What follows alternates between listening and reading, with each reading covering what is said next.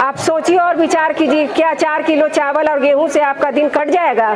गरीबों का नाम जो है वोटर लिस्ट से काट दिया है। इसलिए मैं आप लोगों को सचेत करने आई हूँ। प्रत्येक महिलाओं को और बहनों को 2500 रुपए की राशि देने का वायदा किया कि आज बिहार की स्थिति 5 साल में बहुत बदतर हो गई है। आज के इस महिला संवाद कार्यक्रम में इस मंच की अध्यक्षता कर रहे हैं संजय जी, इस मंच पर बैठे हुए रीना राय जी, महमूद आलम जी, नोमान गन जी, कमरुद्दीन जी, इशरत बानो जी और हमारे सामने स्टीकोडी प्रखंड के पंचायत के कोने कोने से आए हुए तमाम माताएं एवं बहनें, बुजुर्ग, कार्यकर्ता भाइयों, मैं सबसे पहले आप लोगों को यहाँ आने के लिए हार्दिक अभिनंदन और स्वागत करती हूँ।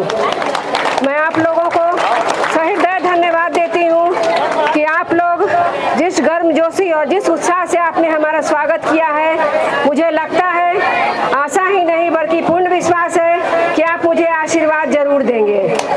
मैं आप लोगों को बताना चाहती हूँ कि केंद्र सरकार और राज्य सरकार दोनों मिलकर एक बहुत बड़ी साजिश कर रही है, जिस साजिश के तहत उन्होंने बिहार में 65 लाख गरीबों का नाम जो है वोटर लिस्ट से काट दिया है। इसलिए मैं आप लोगों को सचेत करने आई हूँ कि यदि आपका भी नाम कट गया है तो आप देख लीजिए। दूसरी बात, मैं आप लोगों को ये बताना चाहती हूँ कि आप लोगों का जो महिलाएं होती हैं, महिला इस समाज में जितना महिला की भागीदारी है उतना ही पुरुषों की भागीदारी है। महिला और पुरुषों की भागीदारी दोनों एक होती है। आपका एक वोट का अधिकार है, ये मौलिक अधिकार है। मैं आपको उस जमाने में ले जाना चाहती हूँ जब हमारा भारत आज़ाद हुआ था और जब हमारे संविधान की रचना भी नहीं हुई थी।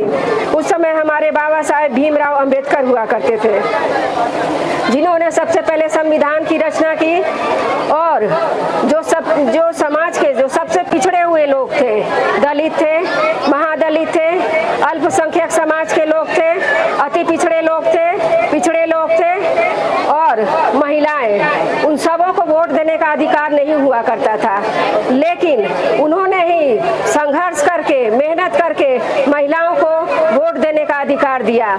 आज उन्हीं की देन है कि महिलाएं जो है वोट देती हैं, नहीं तो महिलाओं को अधिकार था ही नहीं उस जमाने में।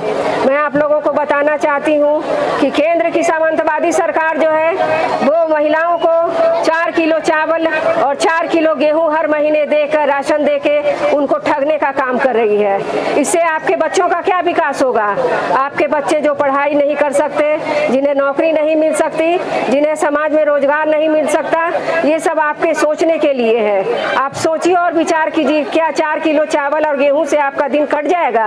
मैं आप लोगों को यही बताना चाहती हूँ। जहाँ तक 4 किलो चावल और गेहूं का सवाल है, वो तो कांग्रेस के जमाने से ही मिलते आया है। आप लोग भी जानते होंगे, जो पहले के बुजुर्ग लोग होंगे, मुझे बताने की जरूरत नहीं है। मैं आप लोगों को बताना चाहती हूँ कि आज बिहार की स्थिति 5 साल में बहुत बदतर हो गई है। इतनी बद से बदतर हो गई कि रोज आए दिन पटना में एक हत्या रोज होते रहता है। आप जब अखबार उठाइएगा तो अखबार के पृष्ठ पर सबसे पहले पृष्ठ पर रहता है कि आज फलाने व्यवसायी का मर्डर हो गया, आज फलाने जगह मर्डर हो गया, आज फलाने का मर्डर हो गया। ये सब क्या हो रहा है? मैं इसीलिए आप लोगों से गुजारिश करने आई हूँ कि बिहार के एक नेता हैं तेजस्वी यादव जी, जो कि लालू जी के सुपुत्र हैं। मैं आप लोगों को बताना चाहती हूँ, सरकार में रहकर काम किया और 1.25 लाख नौकरियां भी दी। आज बिहार के युवा की मांग है कि तेजस्वी यादव बिहार के मुख्यमंत्री बने, वो सीएम का पद संभाले और बिहार में तेजी से विकास हो। इसलिए मैं उनके विजन को लेकर आप सबके सामने आई हूँ। उनकी कुछ बातें हैं, उनके कुछ संकल्प हैं, उनके कुछ वायदे हैं, जिन्हें मैं आप सबको बताना चाहती हूँ। माए बहन योजना के तहत उन्होंने प्रत्येक महिलाओं को और बहनों को 2500 रुपए की राशि देने का वायदा किया है। वहीं समाज में पेंशन के लिए जो अतिवृद्ध हैं, महिलाएं हैं, विधवा महिलाएं हैं और निशक्त जन है और दिव्यांग जन है, उन्हें हर महीने 1500 रुपए की राशि देने का वायदा किया है। जो गैस का सिलेंडर आप 1100 और 1500 में खरीदते हैं, वो गैस का सिलेंडर आपको मात्र 500 रुपए में मिलेगा। यही नहीं, जो रोजगार के लिए जो युवक रोजगार चाहते हैं, उन्हें रोजगार भी मिलेगा और नौकरी भी मिलेगी। 200 यूनिट यूनिट की बिजली जो है हर एक घर में मुफ्त मिलेगी। मैं आप लोगों को बताना चाहती हूँ कि बिहार के प्रदेश के प्रमंडल के जो पिछड़े हुए जिले हैं उन जिलों में विकास आयोग बनाकर उस जिले का विकास किया जाना है और उनकी सबसे बड़ी प्राथमिकता है कि पलायन को रोकना। आज बिहार जो पलायन के लिए प्रसिद्ध हो चुका है पूरे दुनिया देश विदेश में कि बिहार के लोग फलने गांव में फलने देश में मजदूरी कर रहे हैं, पलायन कर रहे हैं। ये बिहार के लिए बहुत शर्मनाक बात है कि जो कि बिहार के पढ़े लिखे नवयुवक लोग बाहर जाकर नौकरी करते हैं, मजदूरी करते हैं। इसलिए मैं आप लोगों को कहना चाहती हूँ कि तेजस्वी यादव की सरकार यदि बिहार में बनती है तो बिहार से जितने चीज का वायदा उन्होंने किया है वो सारे वायदे पूरे करेंगे। दूसरी बात मैं आप लोगों से कहना चाहती हूँ कि बिहार में एक स्मार्ट हब बनाने के लिए, एक एजुकेशन हब बनाने के लिए उन्होंने 400 एकड़ जमीन में एक स्मार्ट सिटी का भी वायदा किया है जिसमें कि बिहार के ही छात्र और छात्राएं पढ़ सकेंगे और शिक्षा ग्रहण कर सकेंगे। यहाँ पर जितनी माताएं एवं बहनें हैं मैं उन सबों से हाथ जोड़कर विनती करती हूँ कि आप लोग 2 महीने बाद चुनाव होने वाला है।